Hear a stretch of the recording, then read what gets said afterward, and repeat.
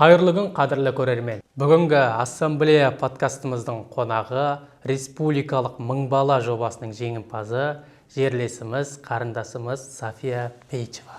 София, қош келдіңіз. Бізге өзіңіз туралы айта өтсеңіз, қай этнос өкілісіз, қайда оқисыз? Менің атым Пейчева София Дмитриевна. Мен ұлтым болгар. Мен Индер ауданының Мұхтар Әуезов орта мектебінде оқимын. 6 сыныпта оқимын. София, бізге өзіңнің отбасың туралы, жақындарың, үйде неше ағайындысыз, сол туралы айтып берсеңіз. Біздің отбасымызда 5 адам бар. Ана, әке, үлкен аға, інім. Анамның аты Пейчева Анастасия Михайловна. Әкемнің аты Пейчев Дмитрий Юрьевич. Үлкен аға аты Даниил. Інімнің аты Марк. Және сіздің ортаңызда, мектебіңізде, жалпы достарыңыз қай этнос өкілдері? Сіздер қай тілде сөйлесесіздер? Мен барлық достарым қазақ ұлтынан. Біз қазақша, орысша сөйлейміз. Мың бала жобасына қатысу идеясы қайдан келді? Сізді бұл жобаға кім дайындады? Жетекшіңіз кім болды? 3 сыныпта қатынасып, 2 орын алдым.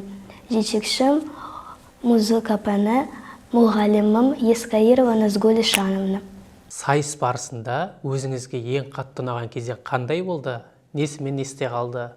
Сахнаға қазақ киіммен шыққан ұнады. Өлең қазақша ұнады.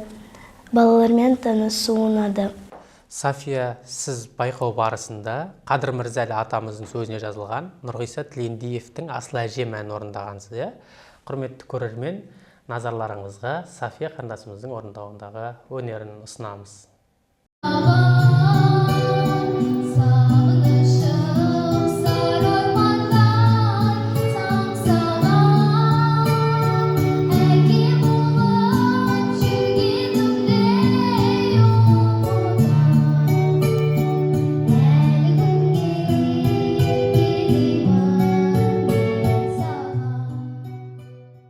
Керемет, неткен тамаша орындау.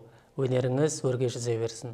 Біздің жеңімпаз Софиямыз бос уақытында немен айналысады? Қандай армандары, қандай хоббилары бар? Бос уақытта биге барамын, сурет саламын. Ешкім жоқ кезде караоке қосамын, қазақша өлең айтамын. София, сіз қарашада республикалық кезеңге бардыңыз. Ол жақтан алған әсеріңіз қандай, және бұл конкурстар сіз үшін нені білдіреді? Мен анаммен байқауға барып келдім. Алған әсемді сөзбен айтып жеткізге алмаймын. Жеңімпаз ретінде болашақ мың бала жобасының қатысушыларына қандай кеңес бересіз? Бұл жобада қолдау өте керемет. Қазақтың әндерін шырқа сахнада өнерінде көрсетуіне қорықпау керек. Өзіне сенімді болу керек. София, алтындай уақытыңызды қиып, қонаққа келгеніңізге көп рахмет. Сізге шығармашылық табыстар тілейміз, үлкен жетістіктер, биік белестерден көре берейік. Ассамблея подкастында көп рахмет. Құрметті көрермен, біздің ассамблея подкастымызды қолдап, лүпіл баса кетіңіздер.